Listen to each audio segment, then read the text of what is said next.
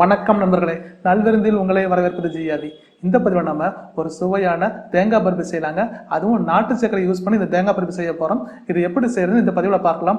வாருங்கள் நண்பர்களே, சமையலை எளிமையாக்குவோம்.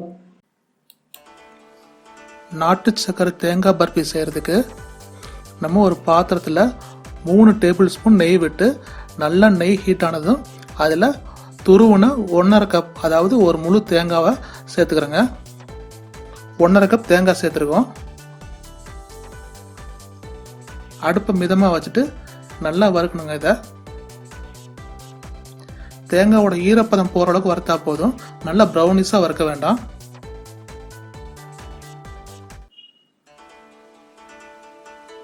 பொறுமையாக வறுக்கணுங்க.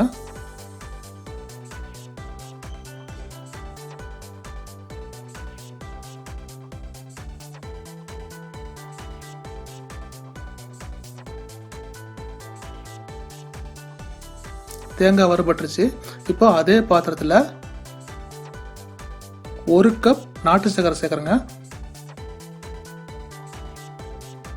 1.5 கப் தேங்காய்க்கு 1 கப் நாட்டு சர்க்கரை சேர்க்குறோம். ஒரு 1/4 கப் பால் சேர்த்துக்கோங்க. அதில்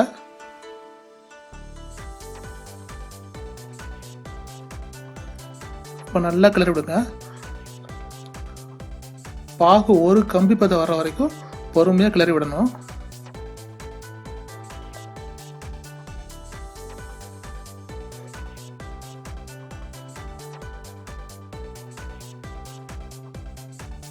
பாருங்க, நல்லா நுரைச்சி வருது பாகு.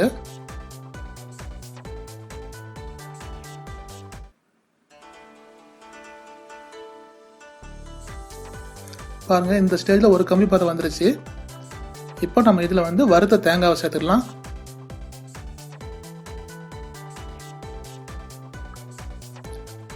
இந்த தேங்காய் பருப்பு ஈஸியாக செஞ்சிடலாங்க.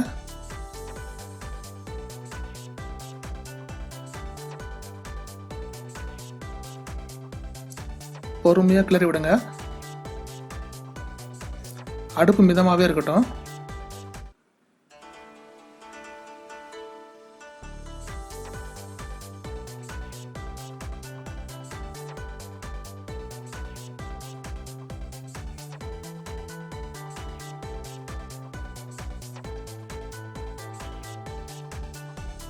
பொறுமையாக கிளறி விடுங்க. எண்ணெய் ஃபுல்லாக பிரிஞ்சு வரும், அது வரைக்கும் பொறுமையாக கிளறணும். இப்போ இதில் ஒரு 1.5 ஸ்பூன் அளவுக்கு மில்க் மேட் சேர்க்குறேங்க. கண்டென்ஸ்டு மில்க் சேர்க்குங்க. சேர்த்தோம்னா நல்ல டேஸ்டாக இருக்குங்க. இது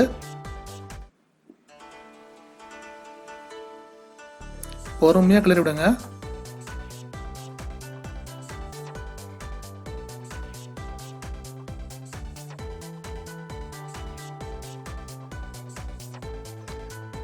பாருங்க, அந்த நெய் பிரிஞ்சு வருது.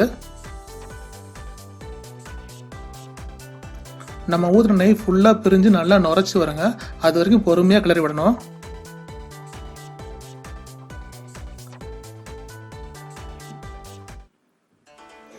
இப்போ இதில் ஒரு 2 ஏலக்காவை நல்லா தட்டி போட்டுக்கோங்க.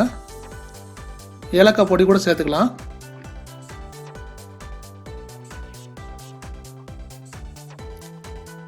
அடுப்பை மிதமாக வச்சு பொறுமையாக கிளறிட்டே இருங்க.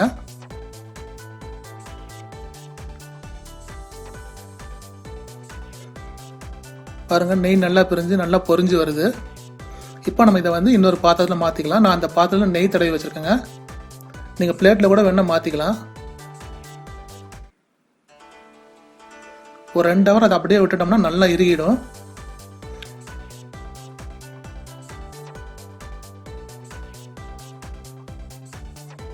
கரண்டியால் லைட்டாக அமுத்தி விடுங்க. ஒரு 1/2 அன் ஹவர் விட்டு நெய் பிரிஞ்சு வரும். அந்த நெய்யை நம்ம எடுத்துக்கலாம். அதுக்கப்புறம் அதில் பர்ஃபி மாதிரியே கோடு போட்டு விட்றோம் கத்தி வச்சு.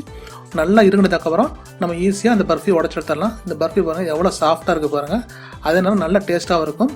இதே மாதிரி நல்ல சுவையான உணவுடன் அடுத்த பதிவில் உங்களை சந்திக்கிறேன். வாழ்க வளமுடன்.